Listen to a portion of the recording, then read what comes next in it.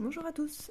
Aujourd'hui, on va vous faire une petite vidéo pour vous parler de certains de nos pensionnaires, et notamment nos pensionnaires qui sont porteurs du FIV, le virus de l'immunodéficience féline, plus communément appelé le sida du chat.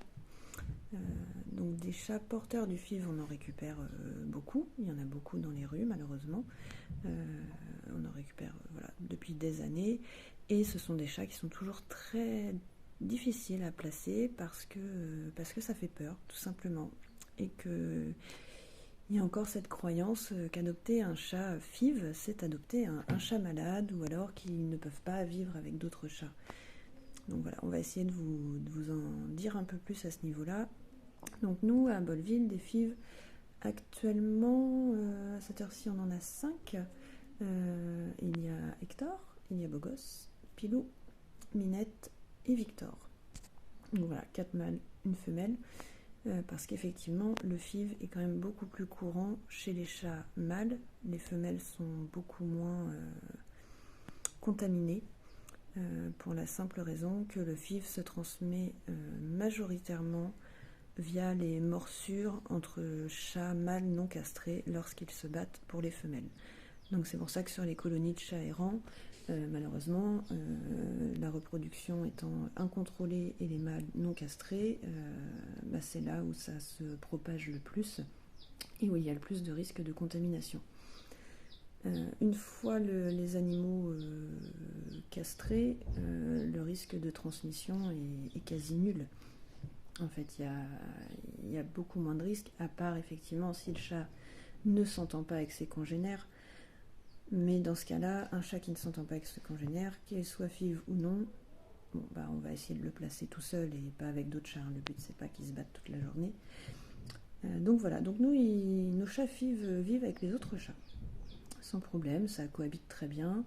Ils sont tous stérilisés, évidemment. Des fois, ça se chicane un petit peu, mais bon, je veux dire, pour qu'il y ait une transmission vraiment du virus, on ne parle pas de petites bagarres de chats, on parle vraiment de la grosse bagarre. Faut qu'il y ait vraiment de la grosse morsure qui aille jusqu'au sang, avec infection de la plaie, etc. etc. Donc voilà, nos chats FIV étant relativement cool et s'entendant très bien avec les autres chats, nous n'avons pas de risque. Beaucoup de gens ont peur aussi de la transmission du virus par les gamelles ou par la litière. Donc non, ce risque-là, on ne peut jamais dire qu'il est nul, parce que le risque zéro n'existe pas, mais il est quand même pas loin de zéro, étant donné que le virus du FIV ne survit pas dans l'environnement extérieur. Il faut vraiment qu'il y ait un contact direct entre deux chats.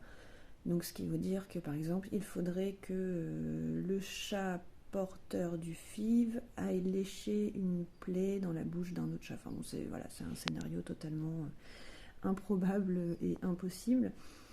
Donc en tout cas, nous en 13 ans, on n'a jamais eu de transmission de FIV par de la simple cohabitation. Alors attention, je parle bien du FIV, je ne parle pas de la leucose. La leucose, c'est un autre sujet. Mais bon, la leucose, l'avantage, c'est qu'il existe un vaccin qui est quand même très efficace.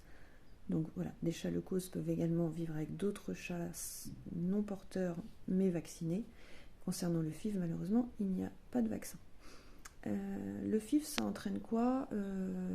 C'est un virus, qui est là, qui est dans le corps du chat, qui peut être là des années, sans qu'on le voie, sans ne rien faire. Il va dormir, il est latent, tout simplement. Et dans ce cas-là, le chat, ça se voit pas, qu'il est FIV, lui-même ne le sait pas, et il ne se passe absolument rien. Et le jour où le virus se réveille, on va dire, il va affaiblir le système immunitaire de votre chat. Et dans ce cas-là, effectivement, il peut être plus fragile et la surveillance doit être plus accrue, parce que ce sont des chats pour lesquels une petite blessure peut, par exemple, s'infecter plus facilement que sur un chat non porteur du FIV. Voilà, ce sont des choses comme ça. Mais bon, en règle générale, au quotidien, un chat FIV, c'est juste un chat. Tout pareil, il fait les mêmes câlins, il fait les mêmes bêtises, il va vous ignorer tout pareil s'il n'a pas envie de venir vous voir. Enfin voilà, absolument aucune différence. Donc voilà, donc je vais aller vous montrer nos petits chats.